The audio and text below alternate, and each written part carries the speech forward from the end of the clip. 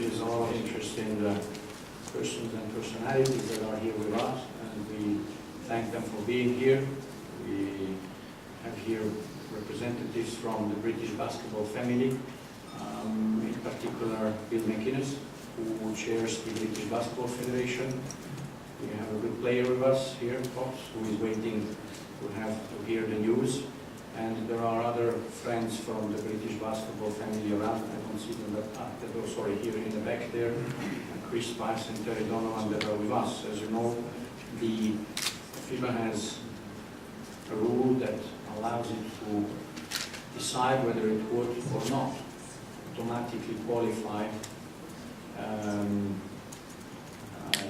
have also a female player here, next to Ali. We should not forget also women's basketball. We have a rule that allows FIBA to decide whether yes or not the host country will be able to participate in the Olympic Games. And today was the time to decide whether British basketball has this fantastic opportunity to play at the Olympic Games. When the Central Board has discussed at length this case, and of course all the leaders have reported over the past months also at length, and in recent weeks very intensively, supporting very much the efforts from British Basketball Federation. And we are very thankful for the media that you have done so. It has given certainly a lot of confidence to the leaders of the British basketball family. At the same time, it also has given a good indication of what the enthusiasm could be during the London Olympic Games. There were two subjects on the table. One was, will the men's team and the women's team be competitive during the Games? And that was the first question. We've seen obviously the results. We know how they were. We know that both teams are qualified for this year's Eurobasket and women. The second question, a little bit more difficult, was will there be a legacy beyond 2012 which somehow turns for the entire basketball family in the UK, the British, into a stronghold for basketball for the years to come. Of course, over time, we cannot expect this to be overnight. Bill McInnes, Bill, if I may say so, has come and presented a legacy plan to the board. And the board has come to a conclusion which I will now inform you of. The proposal that Bill made was that yes, we can, yes, we should play. Of course, he said yes with the T-shirt campaign, and at the same time he asked the board to give the chance to the British Basketball Federation to continue on its journey towards a strong federation, and I will give you then more information on that. The Central Board has then taken a vote, and the vote was taken on the following proposal. That, first of all, yes, the two teams should play at the Olympic Games. The condition attached to it, I haven't told you what to vote now. The condition attached to it is that also, yes, we should give the British Basketball Federation the time that they need in order to become a real leader and strong federation. But that time has a limit. And the Central Board proposal that was made was that the home nations and the British Basketball Federation have a year's time, this was a proposal, to decide which governance model they want to have at the end of that 4 years transitional period that you have been requesting.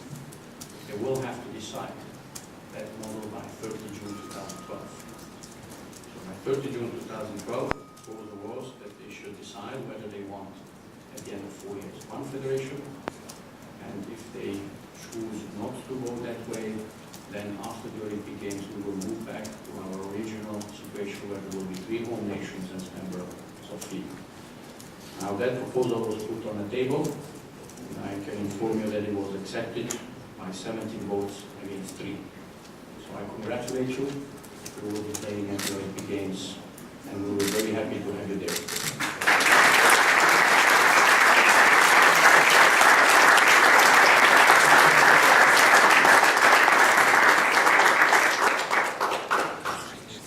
This is what we wanted to inform you of, so I think certainly very positive decision for British Basketball Federation, for British basketball, and we look forward to seeing competitive teams, both of you playing and your colleagues, and we look forward to passionate spectators being there, but also we look forward to a long journey together with the British Basketball Federations to really make basketball the sport in the UK. So once again, congratulations. Congratulations also to our good friends from Turkey, and once again, thanks for our friends from Australia, and the floor is open for questions now. Patrick, how much discussion was taken on to make it by 2012? What was the general thinking in making time skills so quick? Either for me or one federation? The discussion was relatively long. The result of the discussion is that the home nations and British Basketball Federation will be provided with an agreement by which they basically agree to assign the rights for the international representation to British Basketball Federations over the 4 years to come, from 2012 to 2016, and then at the end of that, the British Basketball Federation will be the sole FIBA member in that particular moment by 2016 of FIBA. And they have to take that decision, however, by 30 June 2012, which gives them more than a year's time to discuss and think what is their best option for the future government. So everything is in their hands. Clarify that when you say the decision has to be taken by 2012, does that mean 2013 onwards there can't be any separate teams representing as well? So is that short time? No, that's correct. The decision that they are put in front of is that the three home nations will either assign or not assign by 30 June 2012 the international representation to the British Basketball Federation. If they choose not to, then after the Olympic Games, we will continue with the situation as is today or as was before, which means we have three home nations. They will play, but there will be no British Basketball Federations. If they choose to assign the rights, then the British Basketball Federation has a chance to develop, and by 2016, they will be the member of FIBA. Thank you. Any further questions? It's the last chance, gentlemen. Yep. Patrick, can I just ask, obviously British basketball has been voted in today, but I mean, was there ever really a chance that they wouldn't be? I mean, could you actually have the games in London with not a British basketball team?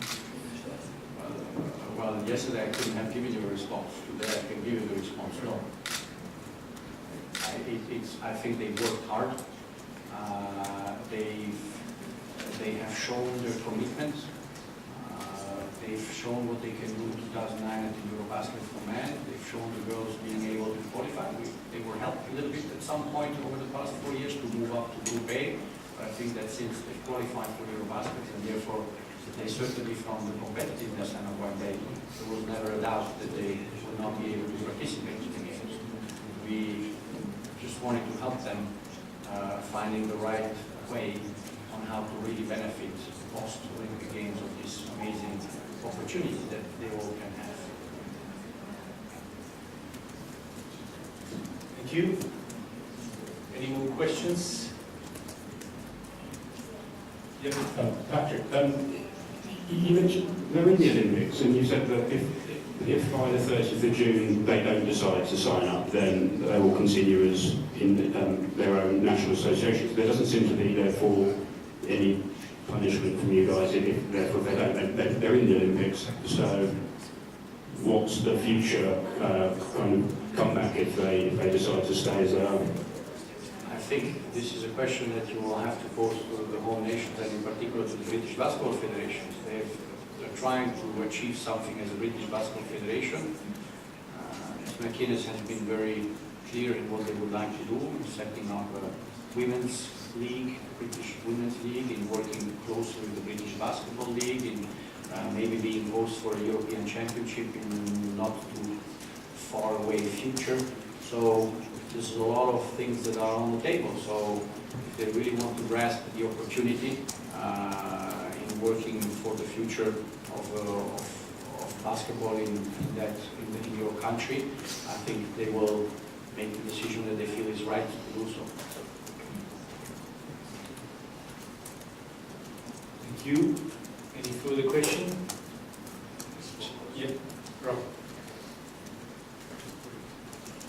Patrick, there doesn't seem to be a huge plus side to this FIBA.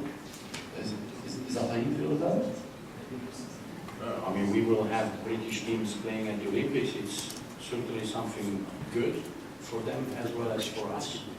I think that if they are thinking as they are presenting their case, they will take the decision to go along as they plan. So having the British Basketball Federation to work hard and become a federation. If this happens, they will be a strong federation.